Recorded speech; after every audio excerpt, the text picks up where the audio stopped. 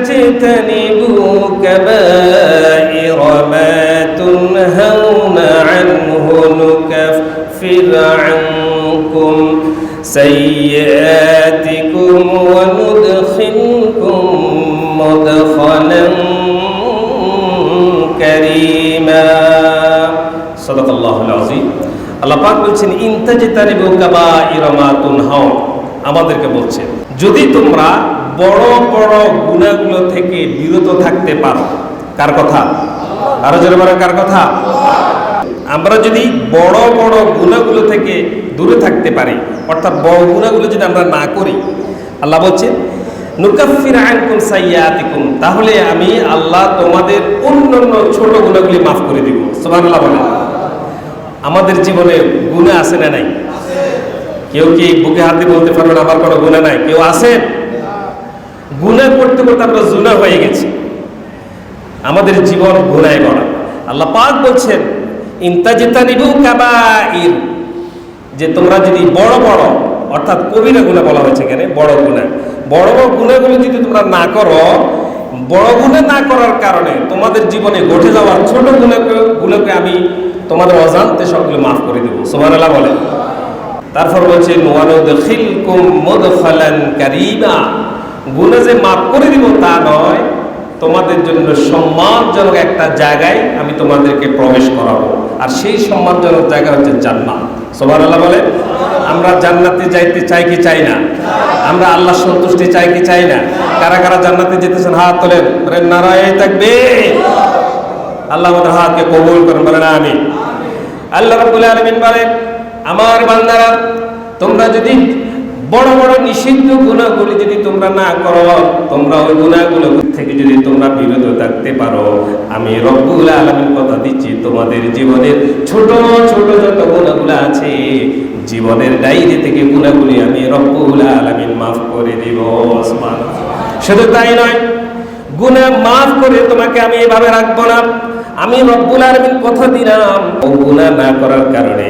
আমি রব্বুল আলামিন তোমাকে জান্নাতে প্রবেশ করিয়ে দেব সুবহানাল্লাহ শর্ত হচ্ছে একটা আল্লাহ দুইটা কাজ করবেন একটা শর্ত আল্লাহ শর্ত দিয়েছে বড় গুনাহ তোমরা যদি না করো তাহলে দুইটি কাজ আল্লাহ করবেন একটা হচ্ছে ছোট গুনাহ আল্লাহ মাফ করবেন আর একটা হচ্ছে আল্লাহ জান্নাতে ঢুকাবেন তা আমাদের তো কাজই হচ্ছে জান্নাতে যাওয়া আজকে যারা আমরা ইবাদত করতে আসছি কার সন্তুষ্টির জন্য আরো জোরে বলে কার সন্তুষ্টির জন্য তা আল্লাহ সন্তুষ্টি কেন করব কারণ আল্লাহ সন্তুষ্ট হয়ে আমাদেরকে জান্নাত দিবেন এটাই তো আমাদের লাস্ট ডেস্টিনেশন শেষ গন্তব্য যেটা সেটা হচ্ছে জান্নাত আমরা আসছি জান্নাত থেকে আমাদের বাবা আদম আলাইহিস সালাম আমাদের মা হাওয়া আলাইহিস সালাম কোথায় ছিলেন জান্নাতে আমাদের বাড়ি কই জান্নাতে জান্নাত থেকে এসেছি আমরা আবার যেতে চাই কোথায় জান্নাতে জিকির করে লা ইলাহা ইল্লাল্লাহ লা ইলাহা লা ইলাহা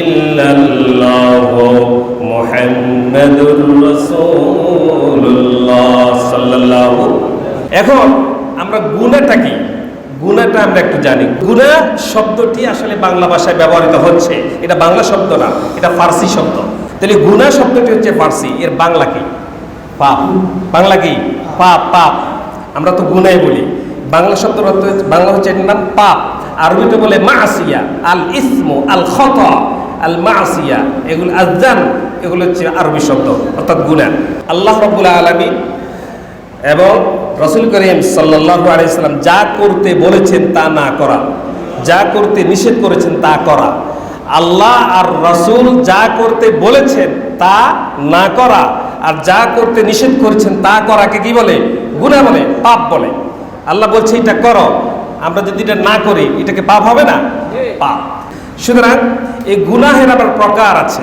গুনার দুই প্রকার দুই ভাবে গুনাহকে ভাগ করা যায় ছোট গুনাহ আর গুলো কি বড় গুনাহ আমরা জিকির করি লা ইলাহা ইল্লাল্লাহ লা ইলাহা ইল্লাল্লাহ লা ইলাহা ইল্লাল্লাহ লা ইলাহা ইল্লাল্লাহ মুহাম্মাদুর রাসূলুল্লাহ সাল্লাল্লাহু যুবকরা বলেন সাল্লাল্লাহু আলাইহি ওয়াসাল্লাম ওই যে কন্যার অনেকে ঘুমায় মসজিদ তো শান্তির জায়গা, এখানে বালিশ ছাড়া ঘুম আসে, আপনি যেমনি শুবেন এমনি ঘুম আসবে। এই জন্য রাসূলুল্লাহ বলছেন, যার যদি বসলে ঘুম আসে সেই জন্য জায়গা পরিবর্তন করি নেয়, অথবা একটু দাঁড়ায়, অথবা বাইরে গিয়ে একটু পানি ছিটা ফোটা দেয়। জায়গা পরিবর্তন করলে ঘুম চলে যাবে, কারণ মনোযোগ না থাকলে ঘুম আসবে। একটা বিষয়ের উপর আলোচনা হচ্ছে, আপনার যদি একটুখানি মনোযোগ দেন, আসলে কি বলছে, আসলে কি বলছে, কিছু একটা শুনি, কিছু একটা বুঝি, একটা আমল নিয়ে যায়, একটা কথা বুঝে যায়, ঘুম আসবে না। কারণ এখানে বসতে চলে আসে সংসারের চিন্তা, ব্যবসার চিন্তা, দাওয়াত আছে আজকে, কখন আগে যাব, প্রথম বেশি খাইয়ে ফেলবো, বিভিন্ন ধরনের চিন্তা আমাদেরকে শয়তান ওয়াসওয়াসা দেয়। এই কাজগুলো কার? শয়তানে আমাদেরকে করে, বিদায় আমরা শয়তানের বন্ধু হয়ে যাই। আল্লাহ আমাদেরকে হেফাজত করবেন, আমিন। গুনাহ দুই প্রকার। গুনাহ কয় প্রকার? গুনাহে সগীরা, গুনাহে কবীরা। ছোট গুনাহ, আরেকটা হচ্ছে কি? বড় গুনাহ। একটা হচ্ছে ছোট গুনাহ। ছোট গুনাহ কাকে বলে? যে গুনার জন্য আল্লাহর কাছে তাওবা করা লাগে না, আল্লাহর কাছে মাফ চাওয়া লাগে না, আল্লাহ আপনার ভালো ভালো কাজের মাধ্যমে অটোমেটিকলি মাফ করে দেয়, সেগুলোকে বলে ছোট গুনাহ। সুবহানাল্লাহ বলে। এগুলা ছোট গুনাহ আমাদের কার কার নাই? হাত তোলেন। সকলের আছে। ছোট গুনাহ কিন্তু আমাদের আছে, কারণ মানুষ গুনার ঊর্ধ্বে নয়। আম্বিয়ায়ে কেরাম তারা গুনাহ করতে পারেন না, তাদেরকে আল্লাহ তাআলা হেফাজত করেছেন। সুবহানাল্লাহ বলেন। তাহলে যে গুনাহ, যে সকল গুনাহের বিপরীতে শাস্তির কথা বলা হয়েছে এবং তাওবা ছাড়া কবুল শর্ত নয়, তাওবা শর্ত, আল্লাহ মাফ করবেন না, তাওবা করতে হবে। যে সকল গুনাহের পরে আল্লাহর কাছে তাওবা চেয়ে মাপ চেয়ে নিতে হয়, সেগুলোকে বলে বড় গুনাহ, কবিরা গুনাহ। কোন গুনাহ? কবিরা গুনাহ, বড় গুনাহ। আবার কোন ছোট পাপকে সগীরা গুনাহকে কেউ যদি হালকা মনে করে, সেটাও কবিরা গুনাহ। ছোট গুনাহকে কেউ যদি হালকা মনে করে, এটা সামান্য গুনাহ, তাহলে সেটাও কি হয়ে যাবে? কবিরা গুনাহ হয়ে যাবে। আবার বারবার যদি কেউ ছোট সগীরা গুনাহ করে, বারবার যদি কেউ সগীরা গুনাহ করে, সেটা কি হয়ে যাবে? কবিরা গুনাহ হয়ে যাবে। কথা বুঝতে পারছেন? গুনাহ কয় প্রকার? দুই প্রকার। কি? সগীরা, কবিরা। বাংলা বলেন, ছোট গুনাহ, বড় গুনাহ। ছোট গুনাহ আল্লাহর কাছে মাপ চাওয়া লাগে না। আল্লাহ আপনার ভালো কাজের মাধ্যমে, ওযু করলে যে পানি পড়ে, ওযুর মাধ্যমে হাতের গুনাহ, নাকে পানি দিলে নাকের গুনাহ, পায়ের পানি দিলে পায়ের গুনাহ মাফ করে দেন কে? আল্লাহ। ছোট গুনাহ মাফ হয়। আল্লাহ রাব্বুল আলামিন বলেন, ইন্নাল্লাহা লা ইয়াগফিরু আন ইউশরাকা বিহি ওয়া ইয়াগফিরু মা দুনা যালিকা লিমান ইয়াশা। বড় গুনার মধ্যে এক নম্বর হচ্ছে শিরক করা। কি করা? শিরক মানে অংশীদার করা, আল্লাহর সাথে কাউকে সমান সমান মনে করা, মানে এই কাজটা আল্লাহও পারবে, অমুকও পারবে, এই ধরনের মনে করা। বলে নাউজুবিল্লাহ। এটা কি সম্ভব? আল্লাহ যেটা পারে সেটা অন্য কেউ পারবে? এই যে একটু আগে রোদ ছিল, এখন রোদ নাই, এটা কার কাজ? এটা কে পারেন? আল্লাহ পারেন। আল্লাহ রাব্বুল আলামিন বলেন, বান্দারে দুনিয়াতে যা কিছু করবি আমি রব্বুল আলামিনের কাছে যদি মাপ চাস, আমি মাফ করে দিতে পারি, এটা আমার ইচ্ছা। কিন্তু যদি আমার সাথে কাউকে শিরক করস, শরীক করস, অংশীদার ডাকস, আমার ইবাদতের সাথে যদি কাউকে মিলাস তুই, আমার শক্তির সাথে কাউকে যদি তুমি সমান সমান মনে করো, আমার গুণের সাথে যদি কাউকে সমান সমান মনে করো, বান্দা কথা দিলাম শুনে যা, জীবনের সব গুনাহ আমি মাফ করে দিতে পারি, কিন্তু আমার সাথে শিরকের গুনাহ আমি রব্বুল আলামিন কোনদিন মাফ করব না। নাউজুবিল্লাহ বলেন। ইন্না শিরক লাযুলমুন আযীম, মস্ত বড় এটা অপরাধ, কবিরা গুনাহ, সবচেয়ে বড় গুনাহ। খবরদার, ওয়ালা তাকতুলু আওলাদাকুম খাশিয়াতা ইমলাক। আল্লাহ পাক বলছেন, তোমরা তোমাদের সন্তানদেরকে অভাবের ভয়, রিজিকের ভয় হত্যা করো। এটা জটিল একটা কথা। তোমরা তোমাদের সন্তানদেরকে, আমাদের সন্তান, আমাদের ছেলে মেয়ে যারা আছে, তোমরা তোমাদের সন্তানদেরকে দরিদ্রতার ভয়, অভাবের ভয়, খাওয়াইতে পারবে না এই ভয় হত্যা করো না। তো কেউ কি জন্মের পরে সন্তান হত্যা করে? এরকম না, বিষয়টা হচ্ছে তার আগে ভ্রূণ হত্যা করে। যারা ভ্রূণ, বুঝতে পারতেছেন, ভ্রূণ যারা হত্যা করে তারা বড় পাপী, কবিরা গুনাহ। জন্মের আগে মানুষ হত্যা করা যায় কিনা বলেন? ঔষধ দিয়ে, মেডিসিন দিয়ে মায়ের গর্ভের সন্তানকে নষ্ট করে দেওয়া হয়। এটা এখন বেশি হচ্ছে। নতুন যারা বিয়ে করেন, 2-3 বছর সন্তান নেন না, বলতেছে আমরা পরে নিব, হানিমুন করব, কক্সবাজার যাব, থাইল্যান্ড যাব, সিঙ্গাপুর যাব, ছেলে মেয়ে হলে তো বিরক্ত লাগবে, এই জন্য ভ্রূণে তাদেরকে ধ্বংস করে দেওয়া হয়। নাউজুবিল্লাহ বলেন। এই কথাটা আল্লাহ বলছে, ওয়ালা তাকতুলু আওলাদাকুম খাশিয়াতা ইমলাক। খবরদার, খাওয়াইতে পারবে না, এই ভয় যদি ভ্রূণে থাকা সন্তানকে নষ্ট করে দাও, তুমি কবিরা গুনাহ করেছ। আল্লাহর কাছে তওবা ছাড়া এই গুনাহ আল্লাহ কোনোদিন মাফ করবে না। সন্তানকে খাওয়ায় কে? নাহনু নারযুকুহুম ওয়া ইয়্যাকুম, ওই সন্তানগুলোকে আমি খাওয়াই, তোদেরকেও আমি খাওয়াই। সুবহানাল্লাহ বলেন।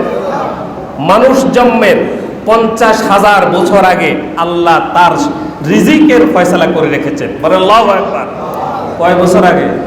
50,000 বছর। 50 দিন আগেও নয়, 50,000 বছর আগে আল্লাহ পাক বলছেন, তুই জন্মের 50,000 বছর আগে তুই কি খাবি সব ডিটেইলস আমি আমার ডিকশনারিতে লিখে রেখেছি। বলেন সুবহানাল্লাহ।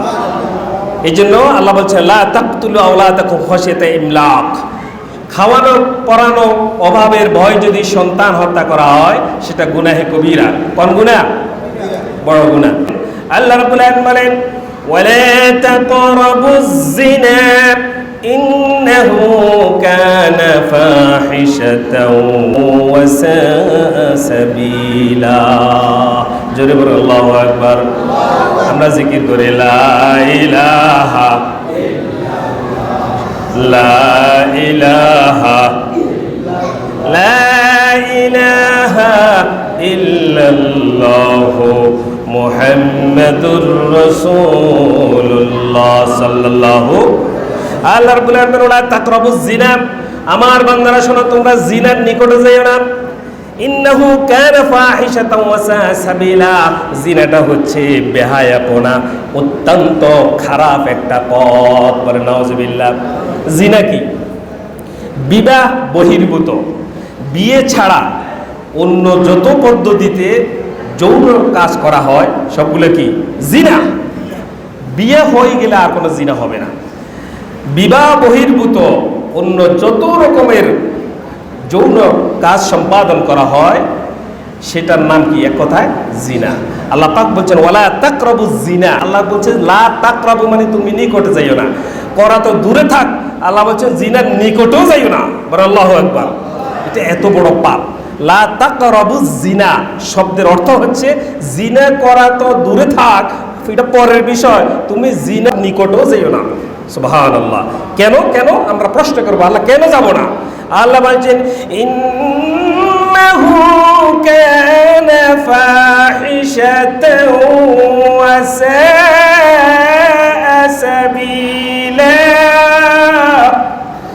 আল্লাহ বলছেন ইন্নাহু কানা ফাহিশা, এই জিনা যারা করে যে পথে তারা আছে এটা হচ্ছে অশ্লীল, বেহায়াপনা, মন্দ, খারাপ, সমাজের সবচাইতে নিকৃষ্ট, আল্লাহর কাছে নিকৃষ্ট, ফেরেশতার কাছে নিকৃষ্ট, মানুষের কাছে নিকৃষ্ট, বিশ্ব নিকৃষ্ট একটা পথ, যে পথের নাম হচ্ছে জিনা। খবরদার বান্দারা, জিনা করা তো দূরে থাক, কোনোদিন জিনার দ্বারে কাছেও যেও না।